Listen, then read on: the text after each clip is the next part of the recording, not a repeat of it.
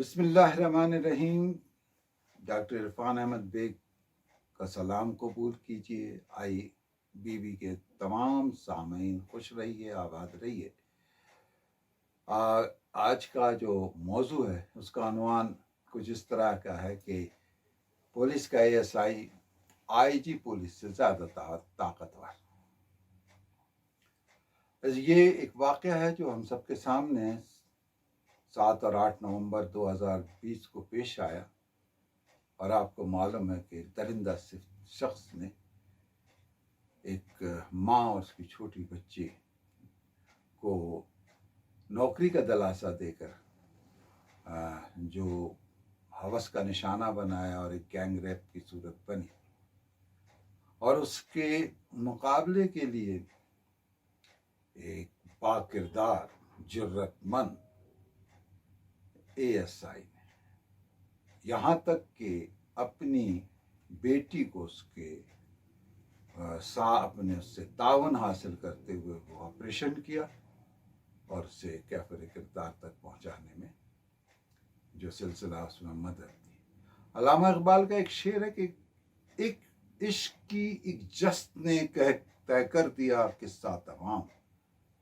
इश्क की एक जस्त ने तय कर दिया किस्सा तमाम, इस ज़मीन व आसमां को बेकरां समझा था मैं। सामीन, मुझे जोश मली आबादी मशहूर शायर उस वक्त के शायर इनकलाब, उनके हवाले से किस्सा याद आ रहा है।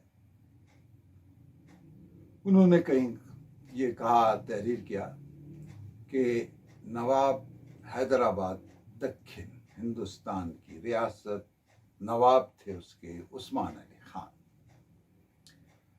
आपको बताते चलें जो उस वक्त दुनिया के सबसे रईस अमीर आदमी थे, और उनकी रियासत में उनका अपना सिक्का था, और ये नवाब इल्म व अदब का जो फरोग के लिए, सरपरस्ती के लिए मशहूर था। और यहाँ पर अल्ताफ़ हुसैन हाली से लेके जोश मली आबादी तक बहुत बड़े बड़े शायरों, अदीबों, दानिश्वरों, रिसर्चर को बड़े बड़े वजीफे दिए जाते थे। उस ज़माने में जब सोना कोई 40 या 50 रुपये तोला था, तो इनको 3-3, 4-4, 450 रुपये के वज़ाइफ दिए जाते थे। दरबार होता था, दरबार में सरपरस्ती की जाती थी, नातखानी की महफिलें, मुशायरे, मुबाहिसे और क़िरात कुरान पाक के प्रोग्राम वगैरह होते थे, तकारीब होती थी।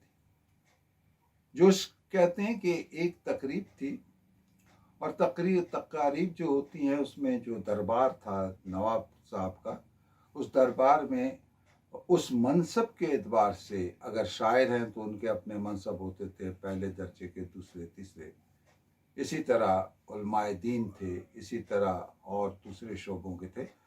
तो जो उलमाए दीन थे उनके भी मनसब थे। एक तीसरे दर्जे के मनसब का आदमी वहाँ बैठा था, शख्सियत बैठी थी, क़िरात की महफिल थी। तो महफिल के दौरान कमांडर इन चीफ नवाब साहब के, क्योंकि उनकी बड़ी फौज भी थी, वो आए और कोई ज़रूरी बात थी, उन्होंने वो क़िरात के दौरान नवाब साहब से कही। तो जो तीसरे दर्जे पर बैठा हुआ एक आलिम दीन था, उसने कहा कि कुरान पाक की महफिल में गुफ्तगू नहीं की जाती जब कुरान पाक पढ़ा जाता है। वो पीछे हट गया। थोड़ी शायद कोई बहुत ही इमरजेंसी की बात थी। उसने फिर नवाब साहब के कान में कुछ कहना शुरू किया, तो उसने ज़रा गरज के ऊंची आवाज़ में कहा कि कुरान पाक की क़िरात की महफिल में ऊंची आवाज़ में या बात करना गुस्ताखी है। और इस पर CNC को गुस्सा आया और उसने अपनी कमर के पर बंधे हुए पिस्तौल पर हाथ रखा। नवाब साहब ने हाथ रोक दिया। सन्नाटा पड़ गया पूरे दरबार में कि अब इस शख्स के साथ क्या होगा। महफिल ख़त्म हुई, वो आलिम रवाना हुए अपने घर। जोश उनके पीछे पीछे उनके साथ हो लिए कि अब देखते हैं कि कब नवाब साहब की फ़ौज के या सिपाही आएंगे और कैसे गिरफ्तार करके ले जाएंगे। घर पहुंचे, थोड़ी देर बाद ही तवक्को के मुताबिक दस्तक हुई। दरवाज़ा खोला तो नवाब साहब का एक कारिंदा खड़ा था। एक छोटी सी खूबसूरत तश्तरी, ऊपर खूबसूरत रेशमी कढ़ाई वाला सरपोश था। उनके सामने पेश किया कि ये नवाब साहब ने नजराना पेश किया है। उन्होंने सरपोश उठाया, अशरफियाँ थी, उसमें से एक अशरफी उठाई और कहा, दरवेश की इतनी ही जरूरत थी। जोश ने पूछा, उस वक्त में क्या था जो तुमने, वहां तो आपसे भी बड़े बड़े आलिम दीन बैठे हुए थे। तो बुजुर्ग ने बड़े इत्मीनान से कहा, बल्कि फरमाया कि जब बड़े छोटे हो जाएं तो छोटों को बड़ा होना पड़ता है। मुझे खुशी है मोहम्मद बख्श नामी से एसआई ने अपने आप को बड़ा कर दिया। आप यकीन कीजिए कि छोटे बड़े की तफरीक जो हमने बनाई है मनसब के एतबार से, वो बिल्कुल गलत है। छोटे और बड़े की तरतीब मेरे प्यारे मोहम्मद सल्लल्लाहु अलैहि वसल्लम ने अपने आखिरी खुतबा में फरमा दिया था, किसी काले को सफ़ेद पर, सफ़ेद को स्याह पर, अरबी को अजमी पर, अजमी को अरबी पर कोई फौकियत हासिल नहीं। अगर तुम में से कोई बड़ा है तो इल्म और तक़वे की बुनियाद पर। इल्म भी अगर सिर्फ इल्म है तो नहीं, और सिर्फ तक़वा है तो भी नहीं। तक़वा तमाम बुराइयों से बचना, परहेज, और इल्म उसके साथ, आपको मालूम है, फिर उसके साथ जो है वो दो अच्छा हो जाता है, दो चंद हो जाता है।